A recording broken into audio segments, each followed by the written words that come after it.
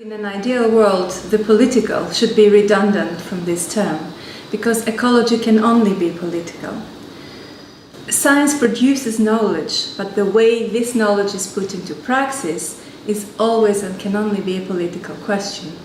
Think of the question, what is nature? Whether you like it or not, the answer you give to this question is always political. Depending on the answer you give to this question, you consciously or unconsciously align yourself with particular political praxis and political thought and political understandings of the world around us. You take a political position by answering the seemingly simple question, what is nature?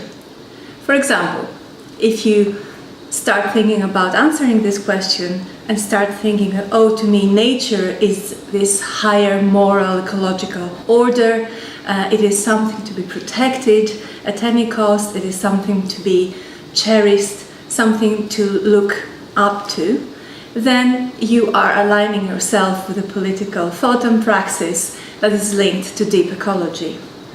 If by contrast to the question, what is nature, you answer, oh, it's a frontier that needs to be further conquered, it's an endless source of resource that we can tap upon, then you're aligning yourself to a very different understanding of nature and to a very different political praxis of the way human societies engage with nature.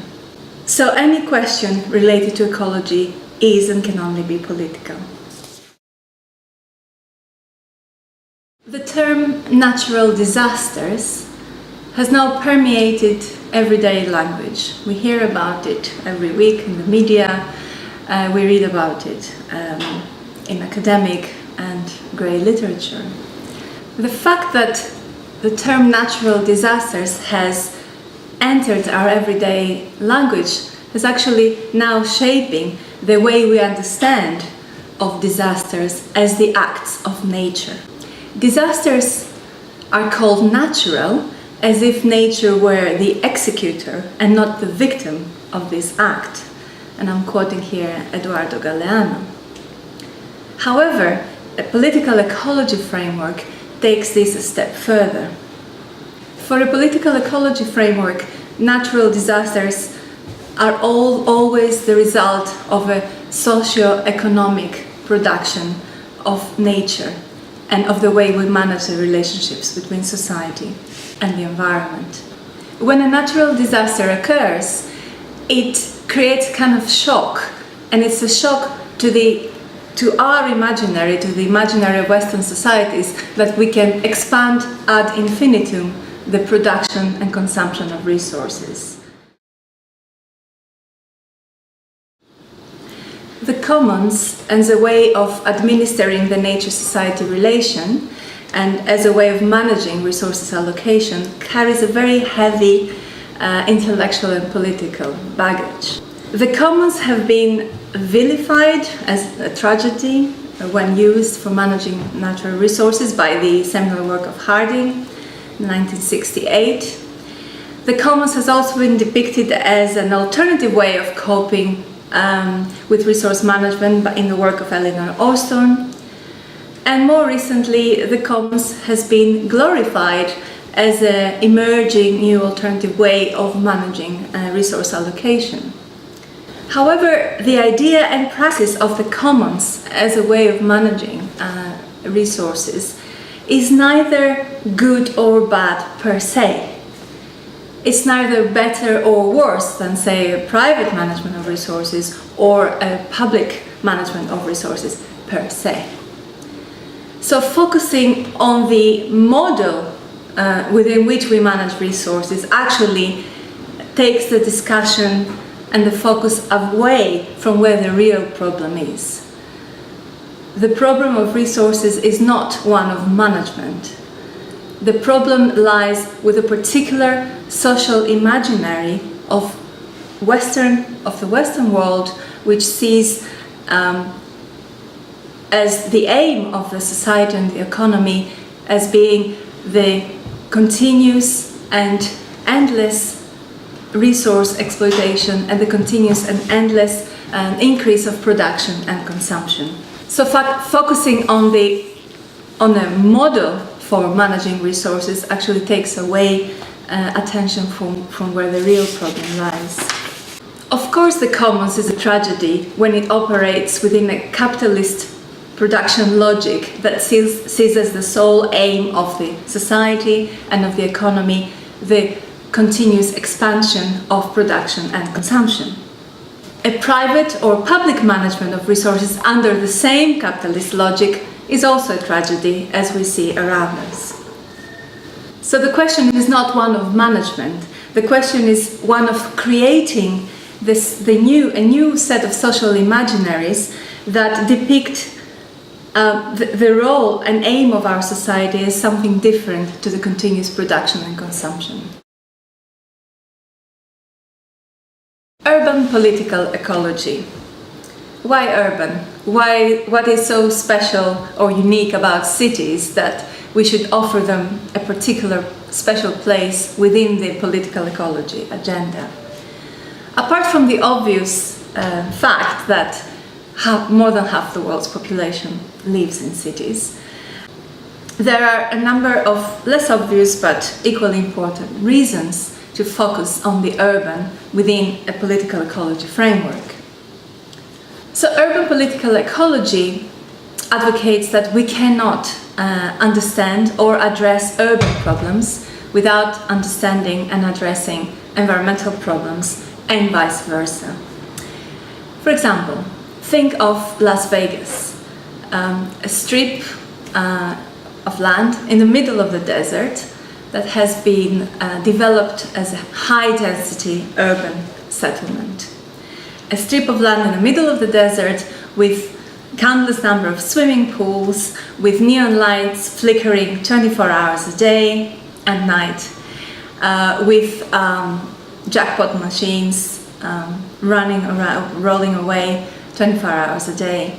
How is it possible to have such a dense urban settlement and such a dense concentration and use of resources in the middle of the desert?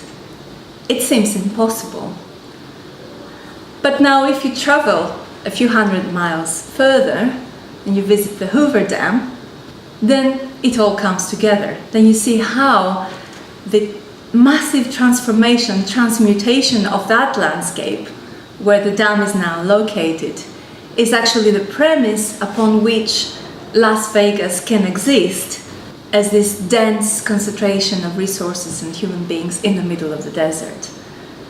It is the transformation of the landscape hundreds of kilometers away that enables this urban settlement to exist and be there. But you don't even have to go as far as Las Vegas. If you are living in the Western world, the very simple gesture you perform every morning, the turn of the tap that gives you fresh, clean water coming out, is a self-understood gesture.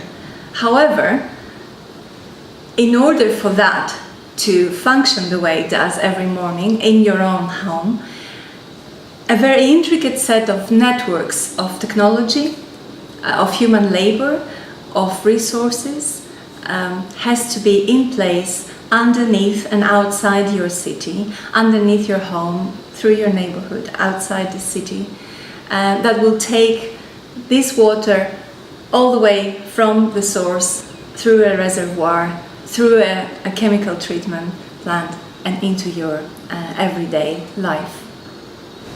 So it is impossible to address the urban question without addressing the environmental question.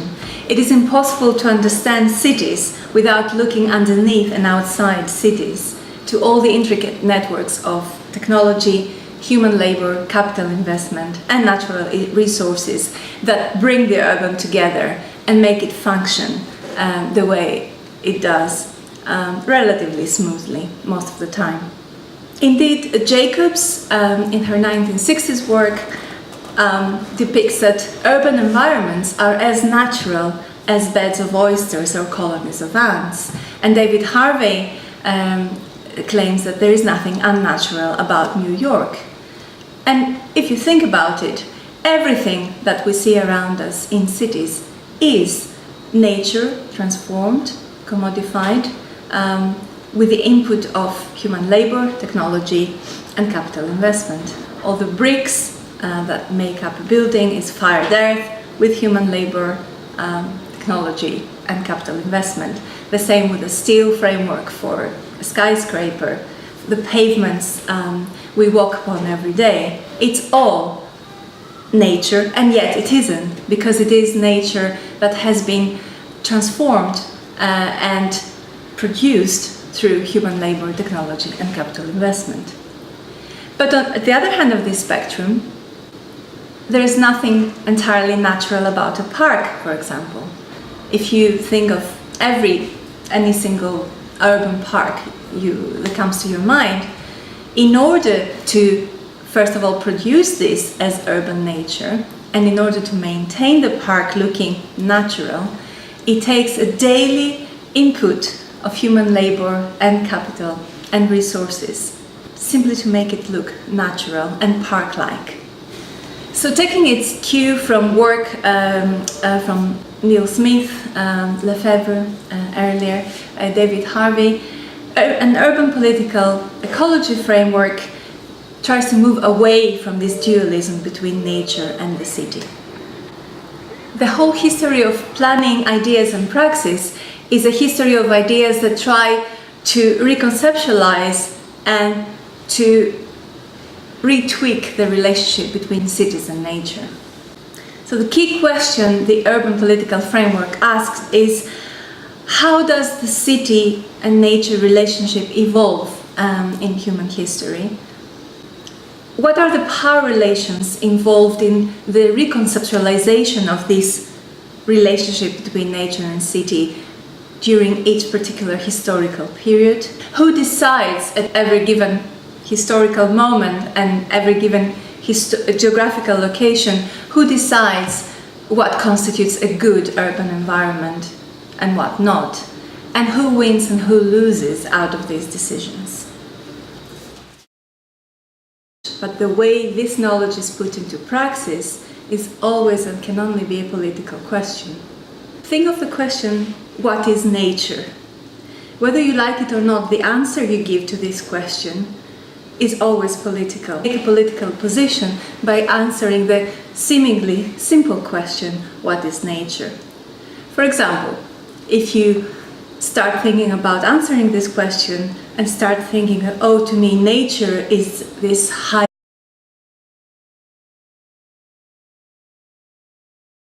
In an ideal world, the political should be redundant from this term, because ecology can only be political.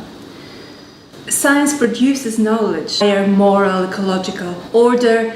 It is something to be protected at any cost. It is something to be cherished, something to look up to. Then you are aligning yourself with a political thought. And depending on the answer you give to this question, you consciously or unconsciously align yourself with particular political praxis and political thought and political understandings of the world around us. You take